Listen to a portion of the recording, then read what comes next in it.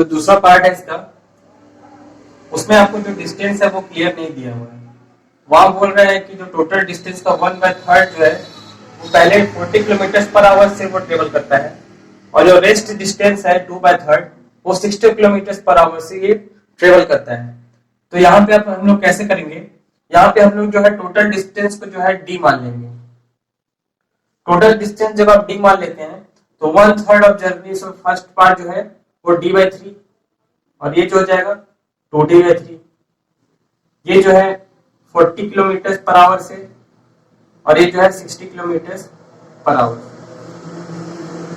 तो यहाँ पे ये आपको पता चल गया। अब यहाँ पे यार जो है एवरेज स्पीड का फॉर्मूला लगा देंगे।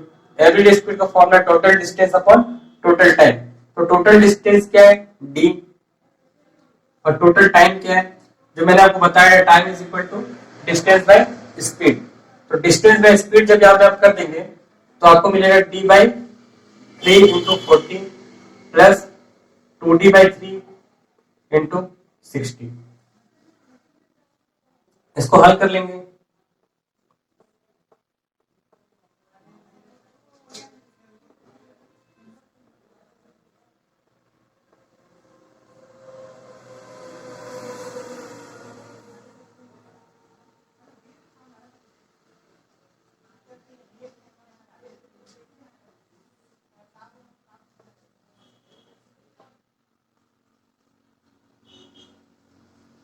ये डी से ये डी कट जाएगा तो आपसे कहा जाएगा 360/7 किलोमीटर पर आवर, या फिर आप इसको लिख सकते हैं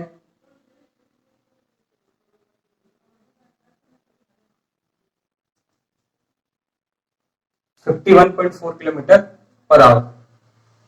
ठीक है, तो उम्मीद करता हूं कि आपको ये समझ आ गया होगा। तो चलिए अब तीसरा, इसका जो है तीसरा टाइप देखते हैं।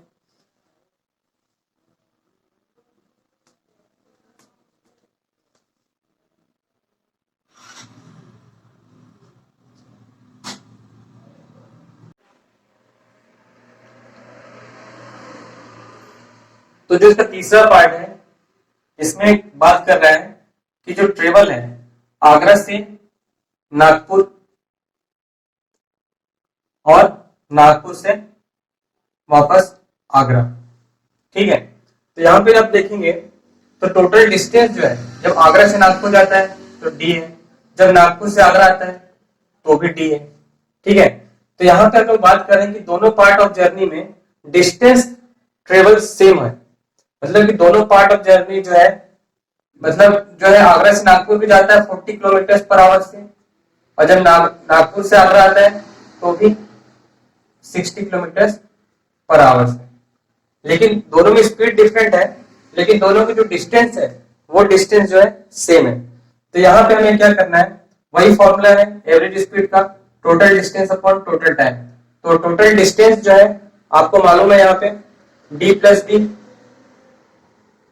2d, और टोटल टाइम इस पार्ट के लिए जो पहला पार्ट है उसके लिए आप निकाल सकते हैं d/s से, और यहाँ पे d/60। इसको हल कर लेंगे।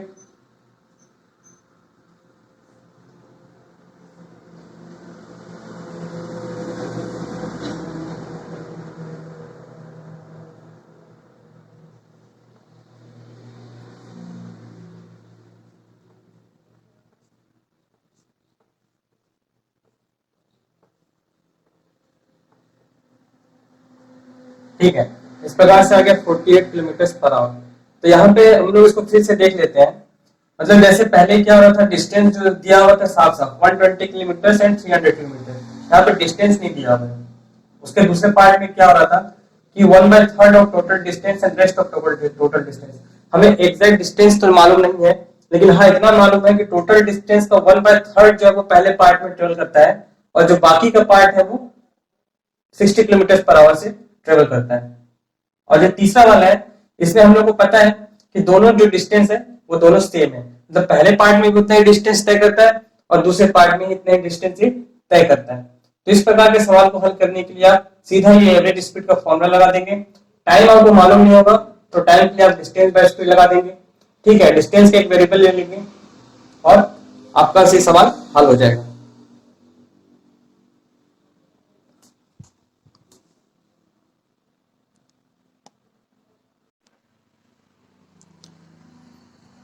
ठीक है, तो अब हम लोग जो है चौथा पार्ट देखते हैं। चौथा पार्ट में हम लोग डिस्टेंस के बारे में कोई बात नहीं कर रहे हैं। ध्यान देंगे तो यहाँ पे डिस्टेंस के बारे में कोई बात नहीं कर रहा है। सवाल कुछ ऐसा है, यहाँ बोर्ड में मैं लिख नहीं रहा हूं, आप लिख लेंगे कि जो है पहला पार्ट है 2 घंटे में 40 किलोमीटर पर आवर से वो ट्रेवल करता है, और दूसरे पार्ट में जो है टोटल 3 घंटे में 60 किलोमीटर पर आवर से वो ट्रेवल करता है।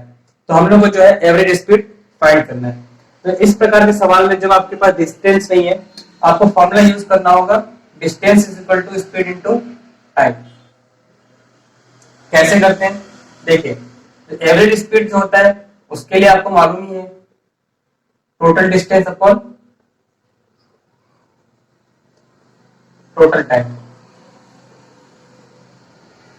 अब मान लीजिए ये टोटल डिस्टेंस है, यहाँ तक ये फर्स्ट पार्ट ऑफ जर्नी है और सेकंड पार्ट ऑफ जर्नी है। यहाँ पे टोटल टाइम जो दिया है 2 आवर्स और यहाँ पे दिया है 3 आवर्स। यहाँ पे जो स्पीड आपको दिया है 40 किलोमीटर पर आवर और यहाँ पे 60 किलोमीटर पर आवर।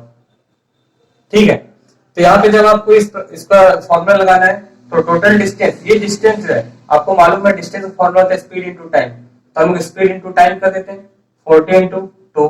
वैसा ही इसके लिए 60 इंटू 3। और जो टोटल टाइम है, टोटल टाइम आपको मालूम है 2 + 3 5। इसको हल कर लेंगे।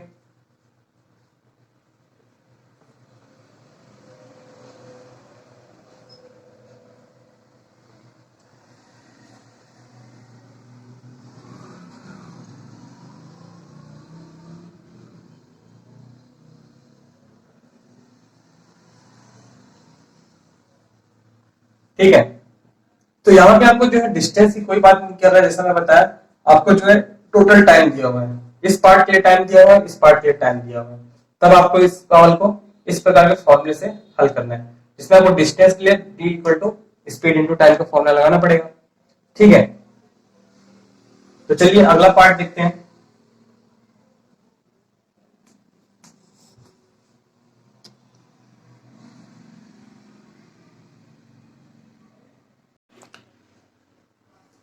अगले पार्ट में जो है आपको क्या बोल रहे हैं कि जो टोटल टाइम यहाँ पे दिया नहीं हुआ है, लेकिन वो जो है एक रेशियो में दिया हुआ है।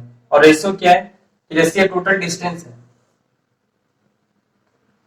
टोटल डिस्टेंस में से ये वाला जो पार्ट है वो जो है वो टी सेकंड में, और ये जो है 2t सेकंड में, मतलब कि 1/3 of total time.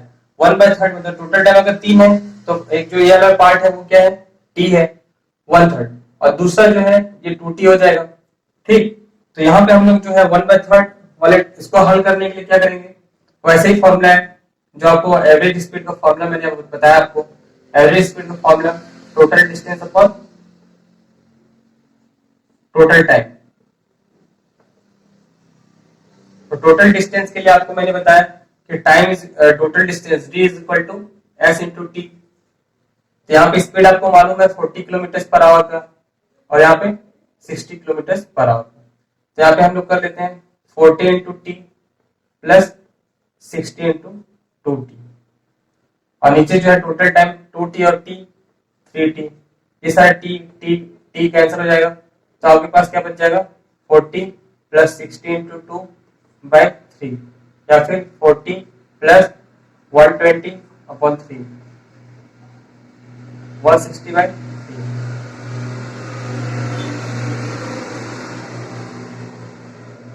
53.3 kilometre per hour. तो ये सवाल जो है ये बहुत ही आसान है, आपको बस एक बार कॉन्सेप्ट को समझना है किस किस प्रकार के सवाल और टाइप क्या है सवाल का।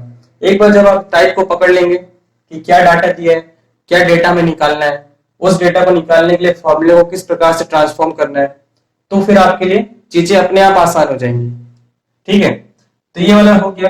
अब हम लोग जो है इसका अगला पार्ट देखेंगे, जिसमें क्या बोल रहा है कि सम टाइम और कुछ जो है पहला पार्ट जो है कुछ समय में, और दूसरा पार्ट जो है रेस्ट मतलब उसी समय में, मतलब उतने ही समय। जैसे मान लीजिए अगर 1 घंटे में डिस्टेंस इतना तय किया तो अगला भी 1 घंटे में, अगर 2 घंटे में डिस्टेंस तय किया तो अगला भी 2 घंटे में।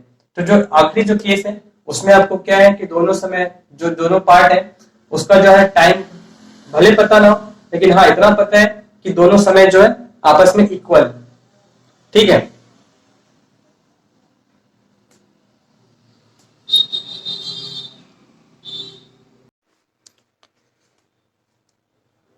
तो यहाँ पे क्या बोल रहा है कि जो फर्स्ट पार्ट ऑफ जर्नी है वो 40 किलोमीटर पर आवर से सम टाइम्स में या कुछ समय में वो है ट्रेवल करता है, और जो सेकेंड पार्ट है वो है 60 किलोमीटर पर आवर से उतने ही समय में वो ट्रेवल करता है जितना कि वो पहले किया था।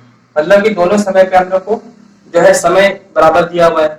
ये बात आपको क्वेश्चन से समझ आ जाएगी, ठीक है। तो यहाँ पे जो है टोटल फिर ऑफ से जो है एवरेज स्पीड का फॉर्मूला लगा देंगे। एवरेज स्पीड का फॉर्मूला जो कि पता ही है, total distance upon total time.